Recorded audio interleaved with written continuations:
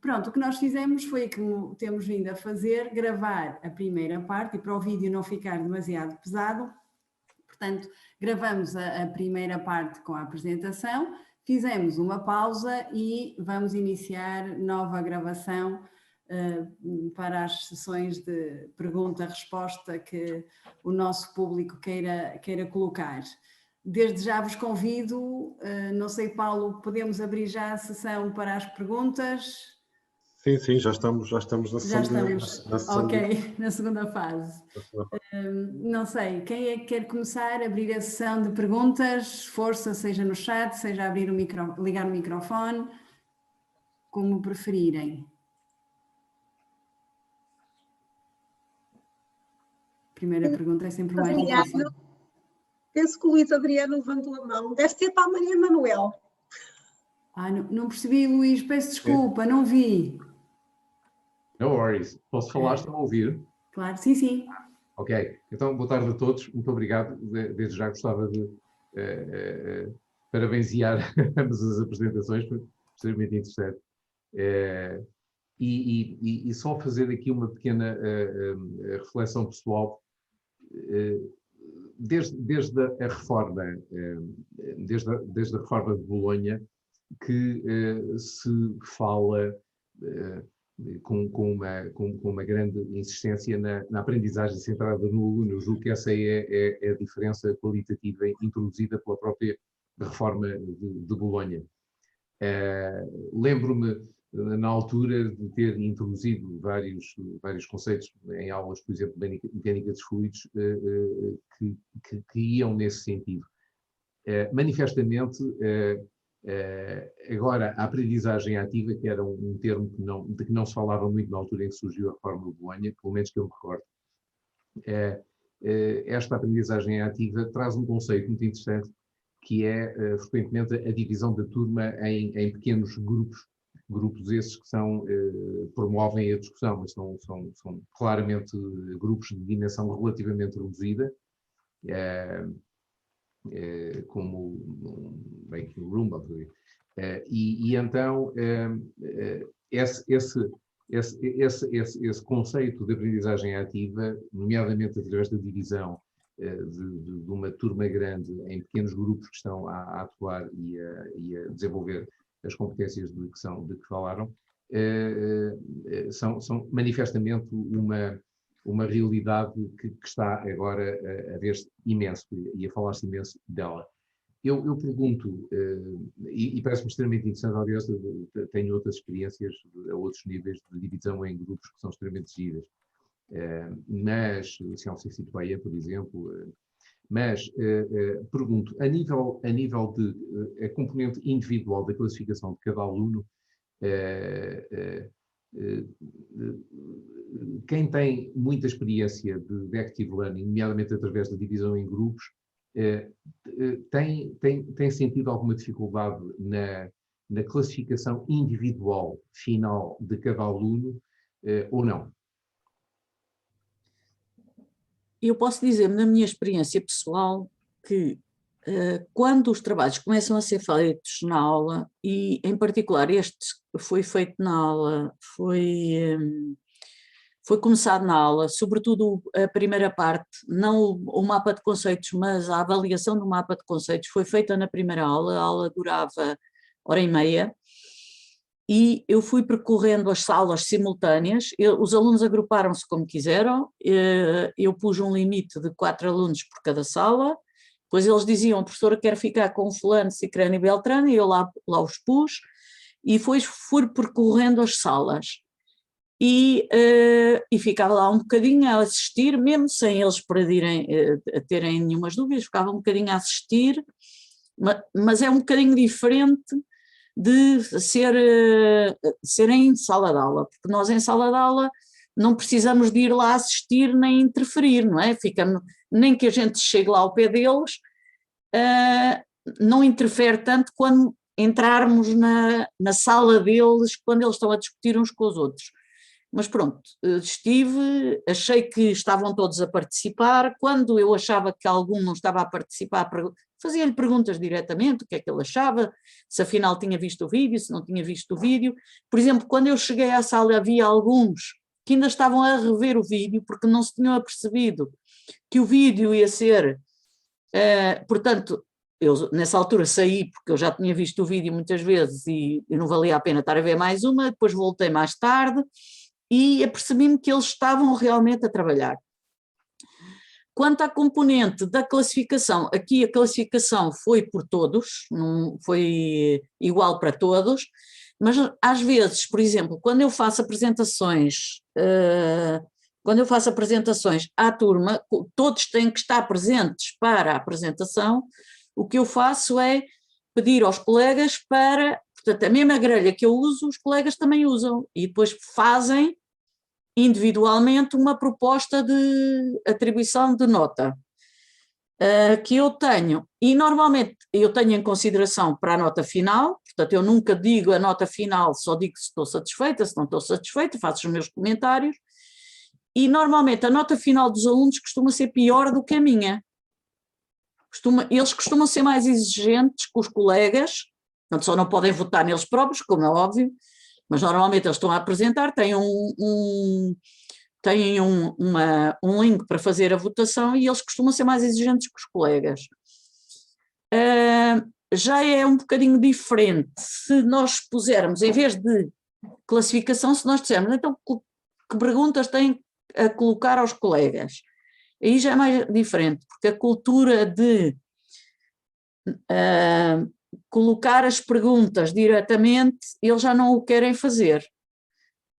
Tinha que haver uma cultura, outra cultura diferente. Eu digo, olha, eu não vou classificar as vossas perguntas, eu devia, mas não vou classificar as vossas perguntas. Perguntem à vontade.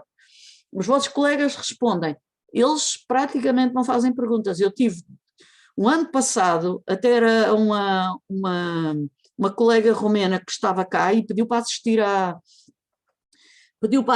aula, e eu deixei assistir à aula, e ela depois ficou impressionada porque eles não faziam, só houve 2 alunos que questionaram os colegas. E comentários sobre os trabalhos dos colegas, nem pensar. Não há aquela à vontade, eles perante o professor e os colegas, se calhar eles lá fora diziam aos colegas o que tinham a dizer, mas perante o professor e os colegas não dizem. Não sei, eu acho que nós devíamos dar mais oportunidades aos alunos e criar mais situações, mas não era só na disciplina de probabilidades e estatística, na disciplina nós devíamos ter uma cultura de discussão de discussão do trabalho dos alunos com os alunos. Mas não há essa, por exemplo, eu na civil e mecânica é relativamente fácil fazer isso, porque eles são 40. Já em informática, este ano eles eram 125. Para nós fazermos estas apresentações é preciso muito tempo. E eu não consigo aguentar, mesmo que sejam 80, que estejam, por exemplo, 80 mais 40, ou 50 mais 40, que estejam a assistir à apresentação, eu não consigo que eles estejam lá o tempo todo. Eles assistem à apresentação deles, assistem à apresentação dos amigos e põem-se a andar, não ficam lá o tempo todo. Nem que eu dissesse que tinha falta, eles depois às tantas vão-se embora. A nossa cultura de avaliação é uma cultura que está mal explorada, porque os alunos acham que tudo o que eles disserem, que seja contra o colega, não é para o colega melhorar, é só para fazer a parte crítica. Nós não temos cultura de avaliação. Cultura de avaliação é dizer mal. É isso que é cultura de avaliação.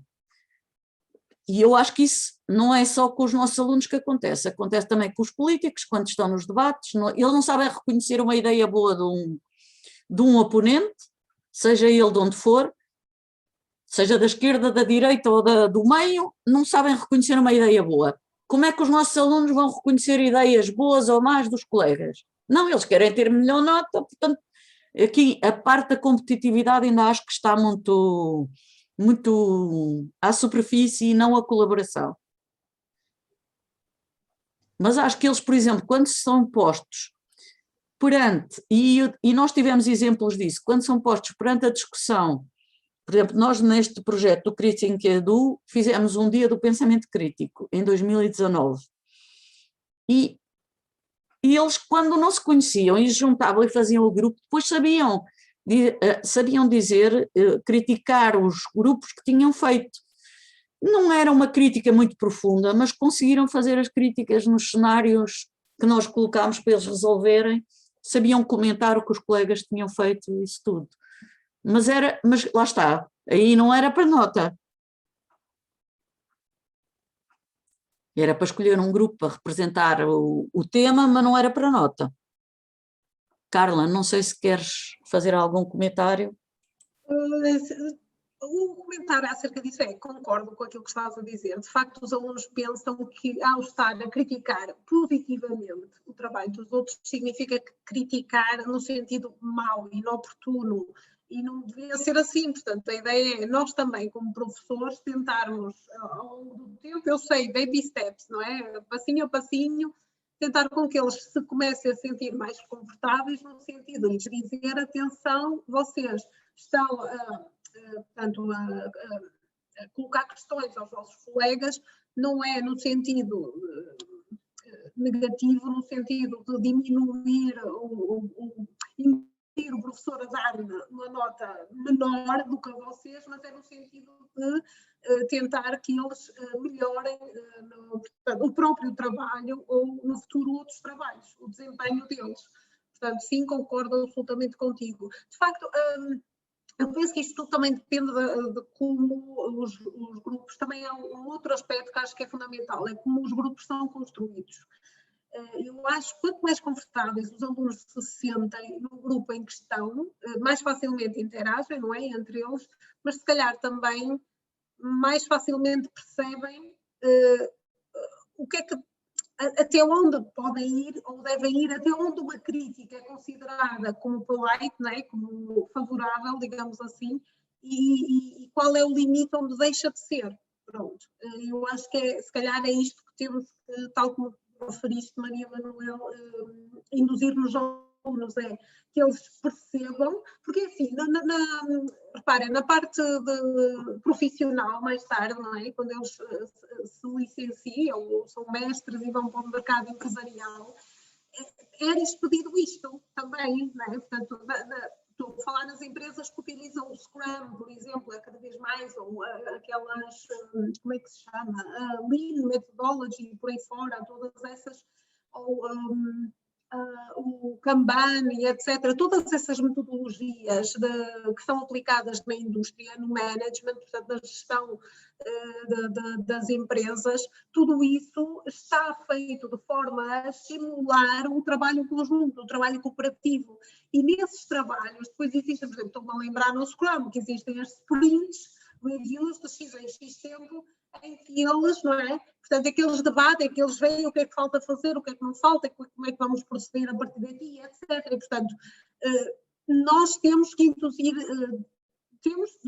devemos, cada um depois assume como entender, como se sentir mais confortável, mas penso que, lá está, se conseguirmos desenvolver certas competências sociais, de colaboração, de trabalho em equipa, de cooperação aqui, portanto, quando eles depois chegarem às empresas mais tarde, o trabalho, a adaptação já não é tão árdua, tão dura, já não há aquela gap, aquele fosso imenso entre aquilo que nós ensinamos, não é? As competências com que eles saem das universidades e depois o mundo lá fora, não é? Porque continua a observar-se uma gap muito profunda, mais ou menos profunda, entre aquilo que nós, é? Entre as competências que os nossos graduados têm, não me refiro às technical skills, não é nada que eu estou, as hard skills, como quiserem chamar, mas em termos de competências soft, como diz a Maria Manuel, e eu portanto, concordo com ela, não são assim tão soft como isso. De facto, exigem trabalho da parte do aluno também. Pronto.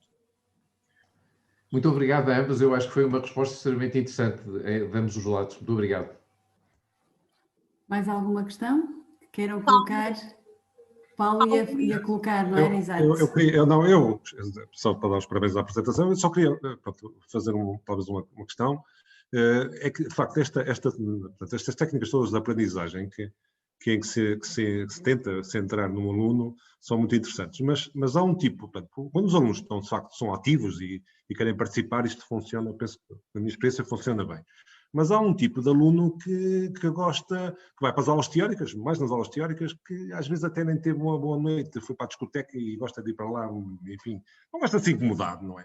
E então, quando nós tentamos envolver e fazer com que ele trabalhe, na minha experiência, muitas vezes eles sentem-se aborrecidos. Lá está aquele professor a tentar que eu faça, eu gostava de estar aqui sossegado. Como é que vocês tentam lidar com esse tipo de casos de alunos que não gostam de participar, não gostam de estar envolvidos, são mais passivos, porque também há esses alunos, não é? Paulo, também depende do dia em que nós estamos, porque se é um dia que nós estamos muito abertos e com a mente muito aberta e muito disponíveis, a coisa corre melhor e até somos capazes de ignorar o aluno. Eu já tive uma situação, uma vez o aluno ficou muito aborrecido comigo, porque naquele dia também eu não tinha dormido bem e pulo na rua, e depois ele não queria ir para a rua, e eu disse, não, vai para a rua, sim senhor, isto aqui não é falta de material, nem é falta de castigo, é falta de chá que eu hoje não estou para o aturar, não dormiu bem, olha, eu também não.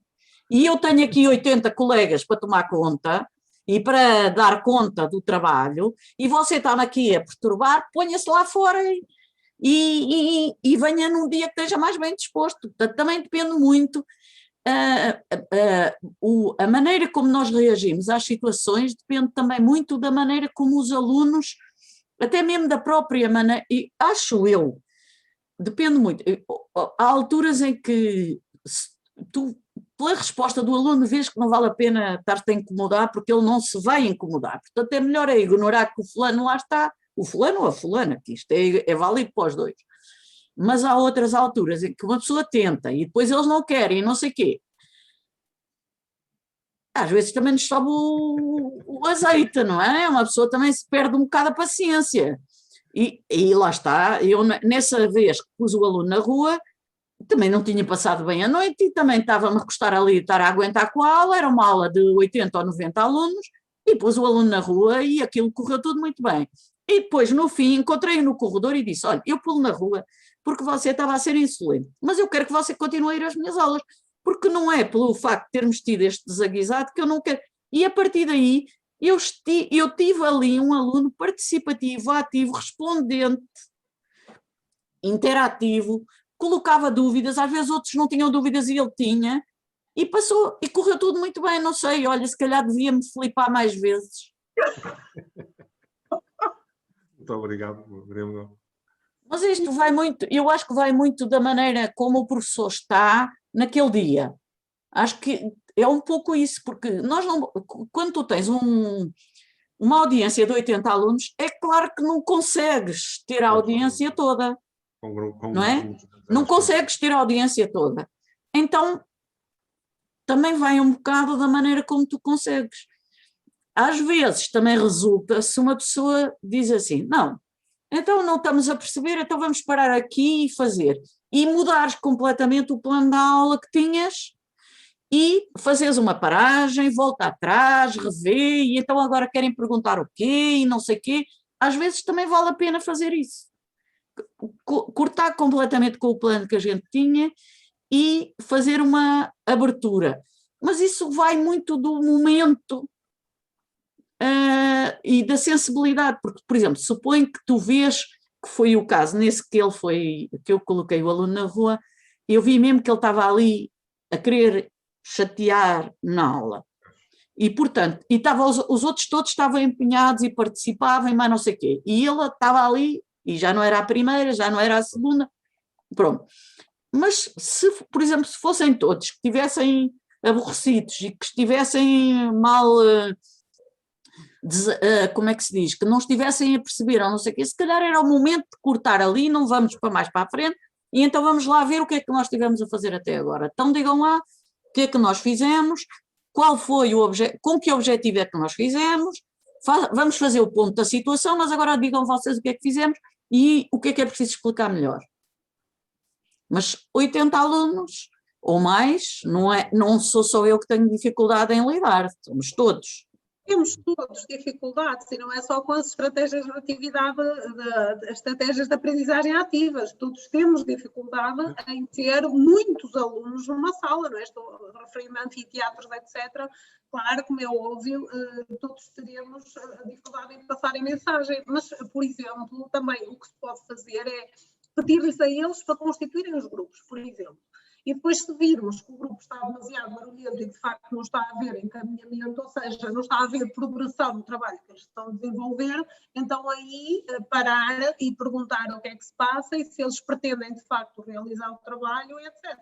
Portanto, no fundo é como a Maria Manuel diz, nós temos o nosso papel é ser professora e em cada situação, quer dizer, nós já estamos há alguns anos nisto, nós temos que fazer isso, é ser professores. Adaptarmos-nos também, não é só esperar que os alunos se adaptem, mas nós também. Okay. Nós estamos aqui, era aquilo também que por acaso estávamos a dizer há pouco nos seminários. Portanto, a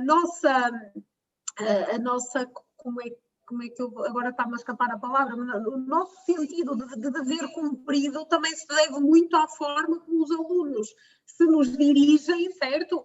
E tentam aprender mais e nos colocam questões certo? Como nos... E como é que ela ocorre também, exatamente. Mas aí vai descontar a mesma quantidade das vacinas dos outros fabricantes que seriam liberadas para esse princípio. Ainda segundo o Ministério, não... Ok, já desliguei. Acho que a Carolina levantou a mão, não é? Para uma questão. Sim, antes de mais queria agradecer às colegas por esta tarde e pelo que partilharam conosco.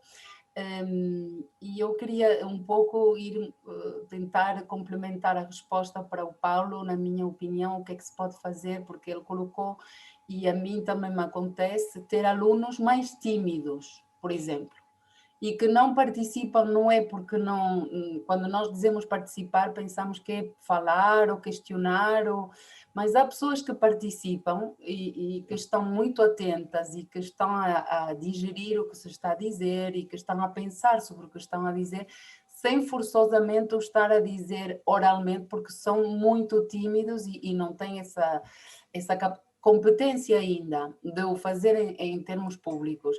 Eu acho que é uma coisa, pelo menos resolve em muitas das minhas aulas, onde tenho alguns alunos assim, eu coloco sempre um Jamboard ou um quadro, digamos, virtual, onde eu digo, durante a aula, como esses Jamboards e quadros virtuais são anónimos, uma pessoa põe um post-it e não aparece o nome, durante a aula, quando vocês quiserem, antes, depois, durante, enfim...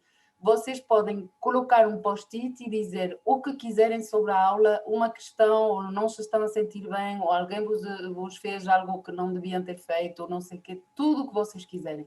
E tem resultado imenso, porque há alunos que não têm a coragem de falar em aula, nem têm a coragem de pedir ao professor, não percebi isto, porque tem vergonha, e coloca no Jamboard.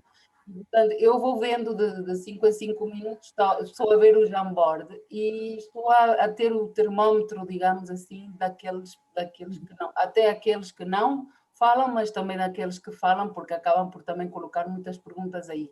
E quando temos turmas muito grandes, ainda mais necessária são este tipo de, digamos, de ferramentas que podemos utilizar. Em todo caso, a mim tem corrido muito bem.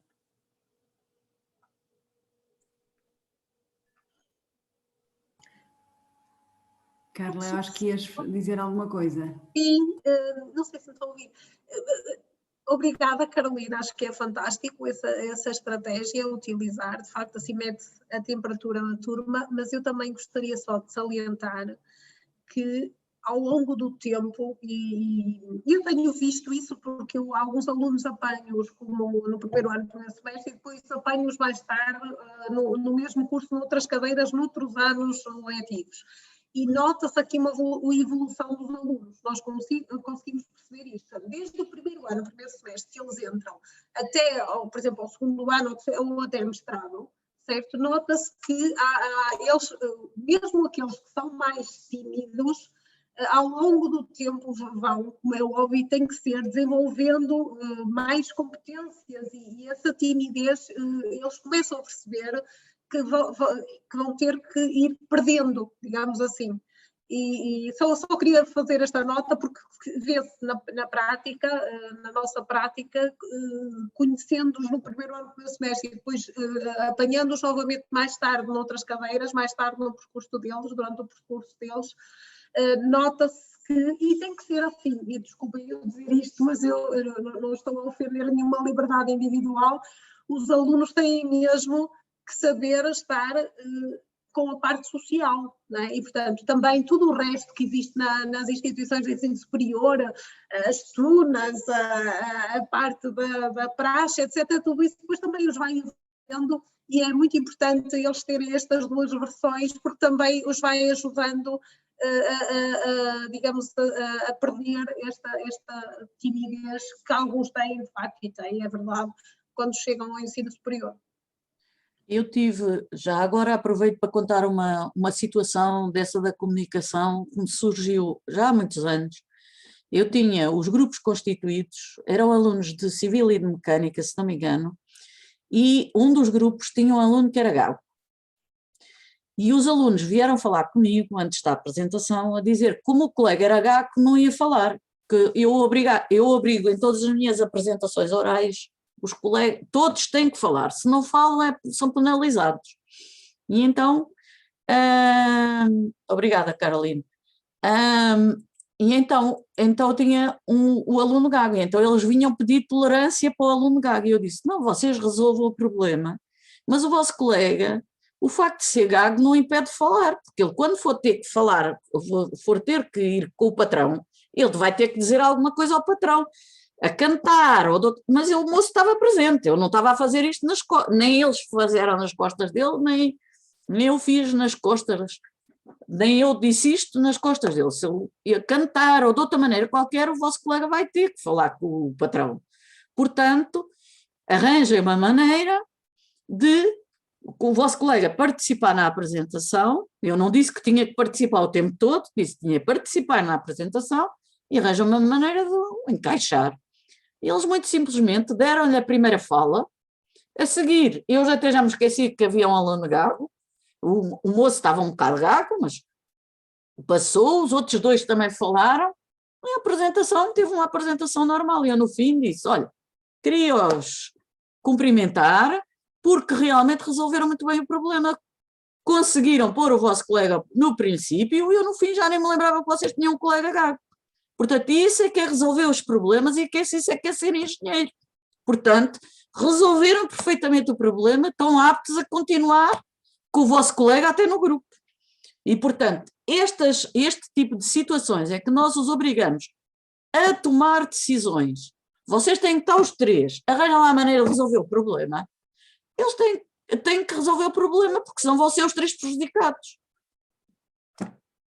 Portanto, eu acho que estas situações são situações em que os alunos às vezes aprendem mais do que propriamente no trabalho em si.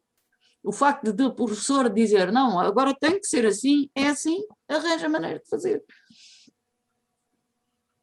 E quem diz o gago diz outra coisa qualquer, não é? Muito até porque, Maria Manuel, se nós, portanto, tudo depende da posição com que o professor está portanto, da atitude que os outros colegas que estão a ouvir a apresentação também têm em relação à pessoa. Se houver um ambiente em que é completamente diferente, se o aluno é gago, se não é, se veio com uma camisa branca, no fundo é mesmo isto, é desvalorizar, digamos assim, certas diferenças que o podem colocar numa situação em que ele considera que é mais negativa para ele e consegue-se.